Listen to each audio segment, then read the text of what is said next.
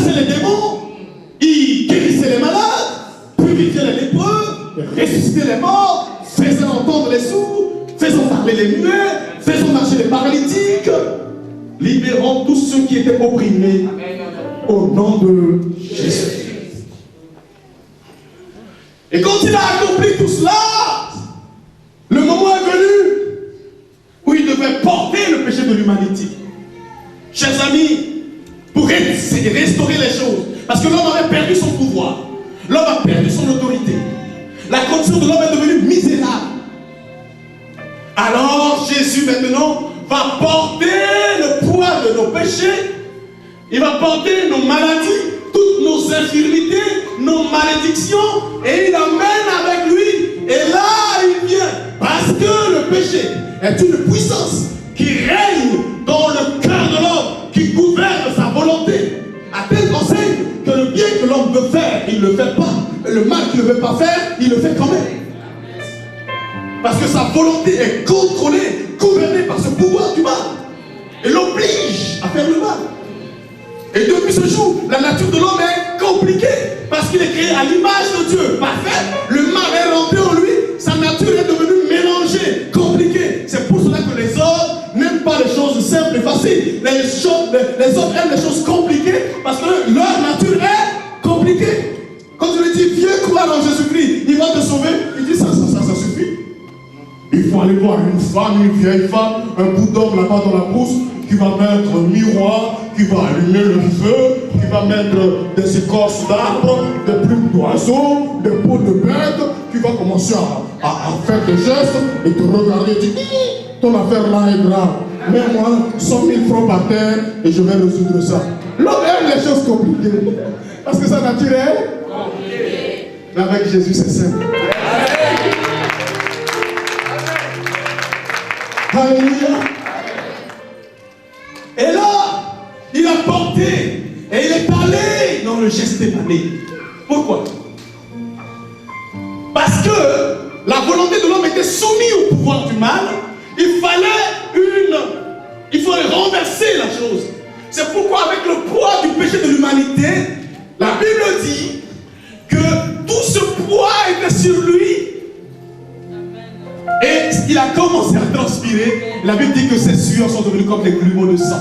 Il a dit, Père, s'il est possible que cette coupe s'éloigne de moi, c'est sa volonté. Mais dit toutefois, non pas comme ce que je veux, mais toi ce que tu veux. En disant ça, il a soumis sa volonté à la volonté du Père. C'est une victoire sur la puissance du mal, la puissance du péché. En soumettant sa volonté à la volonté de Dieu. Tu n'as voulu ni sacrifice ni holocauste, mais tu m'as formé un corps. Et je dis, voici je viens pour faire, oh Dieu, ta volonté et non la mienne, dans ce corps. Et quand il a fini, il va monter à la croix. Et quand il était là, suspendu à la croix, alors que la Bible dit, selon la loi, maudit quiconque est pendu au bois. Pourquoi? Parce que ceux qui devaient être pendus au bois étaient des voleurs, des brigands, des malfaiteurs, des meurtriers, des bandits de grand chemin. Et parce que tu es bandit, tu es voleur, tu es brigand, alors, conséquence de tes péchés, de tes meurtres, c'est la pendaison. C'est de l'ignominie. Et lui qui est juste va mourir une mort honteuse. Parce qu'il s'est identifié à toi et moi, parce qu'il a porté nos péchés sur lui. Alors là, sur la croix, la malédiction est tombée sur lui. Il est devenu malédiction. Oh, il y a eu la colère de Dieu. La Bible dit, Dieu s'est détourné de lui. Il y a eu les ténèbres sur toute la terre. Et Dieu le Père, alors que dans l'histoire de la Trinité, jamais le Père ne s'est séparé du Fils, ni le Fils du Saint-Esprit. Mais là, sur la croix, le Père s'est détourné. Et c'est là où il dit, mon Dieu, pourquoi m'as-tu abandonné? Et il a compris que le Père l'a abandonné à cause de nos péchés, à cause de nos malédictions. Et il va pousser un autre cri d'intercession. Père, pardonne-leur, parce qu'ils savent pas ce qu'ils font. Et ce cri d'intercession est allé droit dans le cœur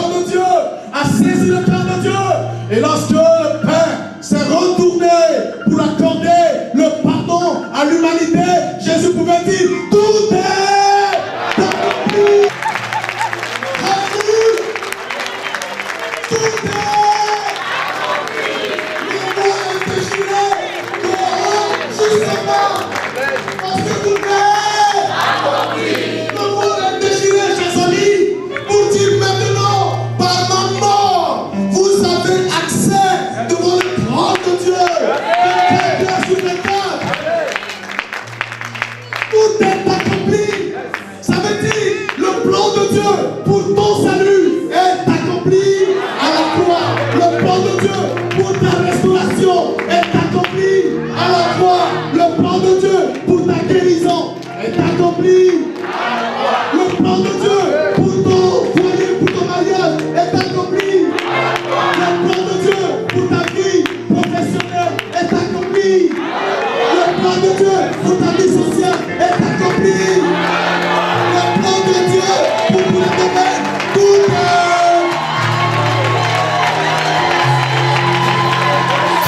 accompli. C'est accompli. C'est accompli. C'est payé. C'est payé. Imaginez-vous, mon chef bien-aimé va dans un supermarché et il paye quelque chose et il vient me voir et me dit, j'ai été dans tel supermarché, j'ai payé un ordinateur pour toi, mais je n'ai pas pris. Voici le reçu. Et il me remet. Qu'est-ce que je dois faire? Il me remet. Il me médite le supermarché. Je dois encore rester avec le reçu et lui dire, oh, mais depuis l'ordinateur que tu avais payé pour moi là, mais ça arrive quand? Mais ça arrive quand? Est-ce que c'est comme ça? Qu'est-ce que je dois faire? Je prends et je vais et je présente. C'est pour te dire que Jésus a tout. Maintenant, il a fait sa part. C'est à toi de réaliser que tout est. Tu dois aller à la croix, réclamer ta guérison, réclamer ta délivrance, réclamer ton salut,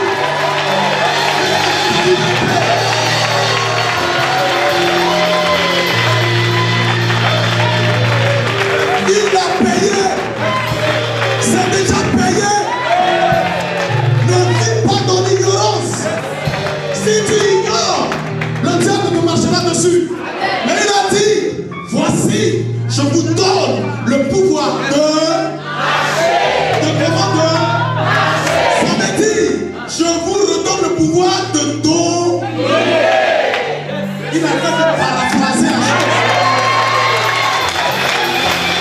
Alléluia. Je vous donne le pouvoir de faire comment sur toute la puissance de l'ennemi. Et rien ne pourra vous. Mais alors, pourquoi tu pleures? Pourquoi tu te lamentes? Alors que tout est. Qui t'a donné le reçu? Va à la croix. Va prendre ta guérison. Va prendre ton miracle. Va prendre tes solutions. Parce que tout est.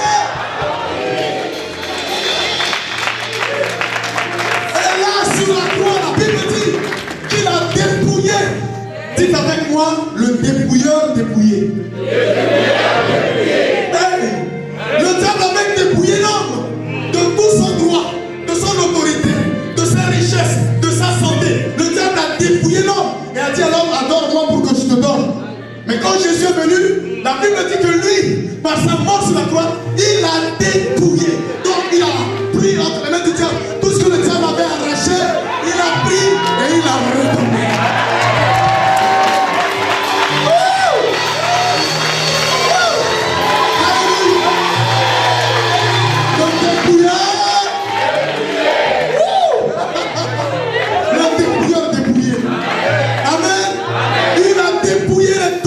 Les autorités, les principautés, il les a livrés publiquement au spectacle en triomphant d'elle par la croix.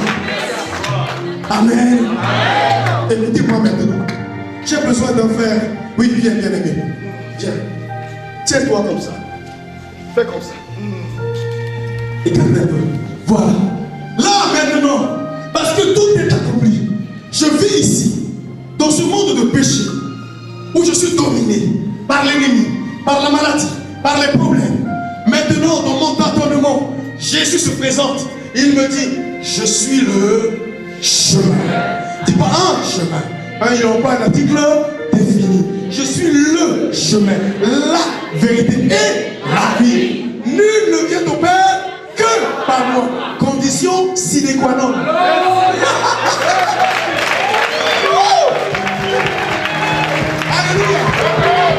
J'entends que Jésus a payé pour moi. Alors qu'est-ce que je fais? Je viens, je reçois Jésus comme moment Seigneur et mon Sauveur. Et à partir de ce moment, je tombe à genoux. Je lui demande pardon pour mes péchés. Son sang me lave et me purifie.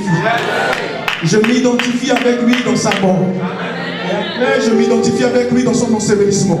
C'est ce qu'on appelle baptême. Le pasteur m'ensevelit avec le Christ. Et je m'identifie avec lui dans sa résurrection. Maintenant, lorsque l'ennemi me poursuit, lorsque la malédiction me poursuit, lorsque la maladie me poursuit, je me cache en lui et je dis, ce n'est plus moi qui vis, c'est lui qui vit.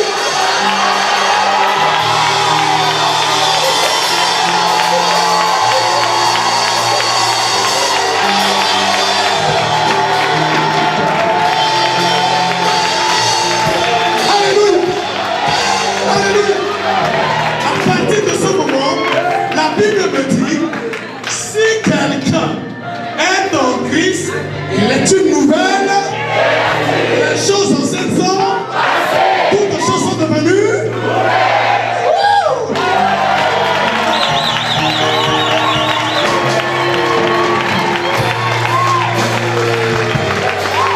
Hallelujah. When the Lord is the power of the Lord, it's a great leader. When did he send it in the power? When did he get some power's glory? And the fires of money did he get up? That the powers of Lord. Waiting is a great leader fire. Hallelujah. Bien-aimé, tout est accompli. Aidez-moi un peu. Lorsque nous étions à l'école primaire, on nous a dit qu'une phrase commence comment et se termine comment. Petite leçon de grammaire. Par une lettre et se termine comment? Par un point. Lorsque maintenant quelqu'un fait quelque chose et que tu mets une virgule, c'est une phrase? La phrase? Parce qu'elle se termine par un? Alors maintenant je vais vous dire quelque chose. Lorsque tu vas voir un médecin, qui doit construire la phrase de ta vie? Médecin ou Dieu? C'est lui qui a le dernier mot. Alors donc lorsque tu vas voir un médecin, il fait les examens. Il te dit, oh, je suis désolé. Ta maladie est une maladie incurable. Tu vas mourir. Tu l'écoutes, tu mets une. Tu dis, pensez être sûr, je suis guéri.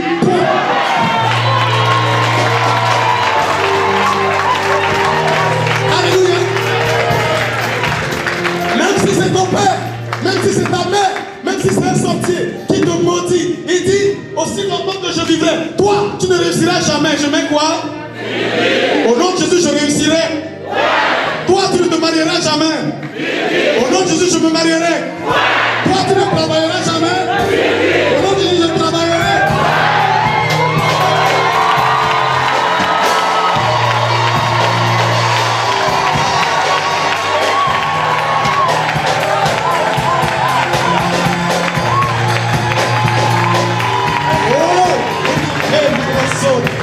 Alléluia. Qui es-tu pour me bloquer? Qui es-tu pour m'arrêter? Même si la situation de ma vie commence par une lettre majuscule, c'est-à-dire une situation grave, une situation impossible, mais je mets une, parce que la phrase, au nom de Jésus, tout deviendra possible. Au nom de Jésus, je réussirai. Au nom de Jésus, je me marierai. Au nom de Jésus, j'aurai de l'argent. Au nom de Jésus, je serai élevé.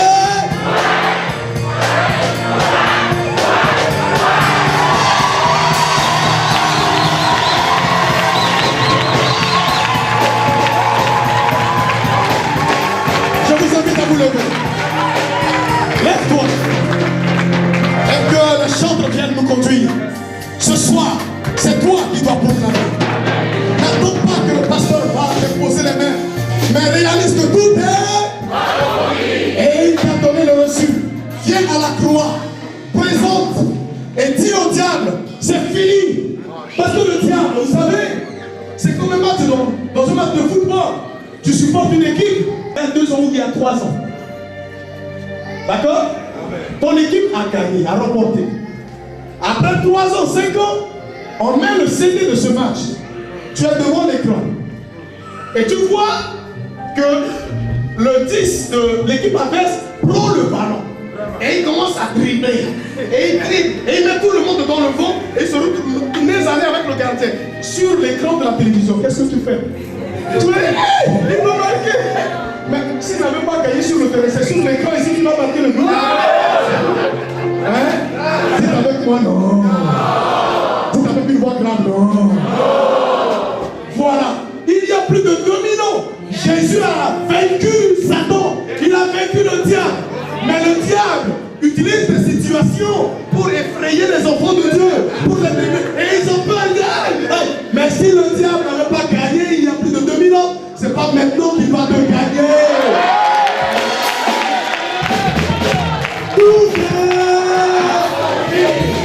On chante. Mais avant de chanter peut-être, chantez ce chant avec moi. Mon sauveur a tout payé. Il a payé sur la croix de Golgotha. Il a payé. Vous connaissez ça? Chantez avec moi, c'est pas grave. Mon sauveur a tout payé. Il a payé sur la croix de Golgotha. Il a payé. Jésus a tout payé. Il a payé sur la croix de Golgotha. Il a payé. Mon roi a tout payé. Il a payé. Il a payé. Jésus a tout payé. Il a payé. Sur la croix de Golgotha. Il a payé. Mon Dieu a tout payé. Il a payé. Sur la croix de Golgotha. Il a payé.